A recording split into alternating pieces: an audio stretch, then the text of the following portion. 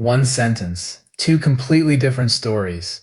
When the vice president said America would win either way on Iran, some newsrooms heard a leader projecting calm strength, others heard an administration shrugging at the risk of another war. Same 14 words, opposite meanings. This is Media Lens. Here's what actually happened. Over the past day, the United States and Iran traded fire again along contested lines, even as both sides claimed to be pursuing a negotiated off-ramp. Asked about the strategy, the vice president said the U.S. holds, quote, all the cards, and that America wins either way, within hours that quote was everywhere. But the headline around it changed depending on where you were reading. Start with the outlets sympathetic to the administration. There, the framing was confidence. The story was a leader signaling resolve, peace through strength, a White House negotiating from a position of power while keeping its military options open. In that telling, the quote wasn't reckless, it was leverage. Now flip to the skeptical coverage. The Guardian and outlets like it ran the same quote with a very different verb.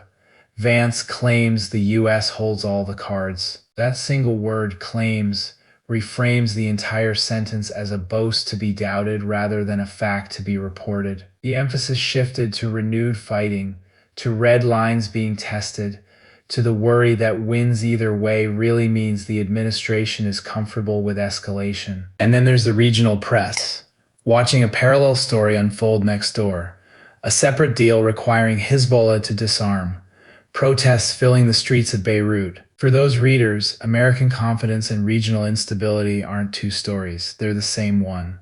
The cards the vice president described look very different from the ground. Notice what none of these outlets technically got wrong. The quote is real, the fighting is real, the negotiations are real. What changed was the selection. Which fact leads, which verb frames the quote, and which context gets to sit beside it. So what does this tell you? When a single quotable line goes viral, the spin lives in the verbs and the order.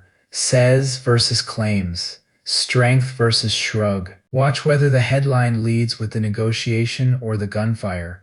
That one choice often tells you an outlet's lean before you've read a word of the body. The most useful move you can make is to read two versions of the same story and underline only the facts that appear in both. What's left over isn't news, it's framing. That's today's Media Lens. Subscribe and hit the bell.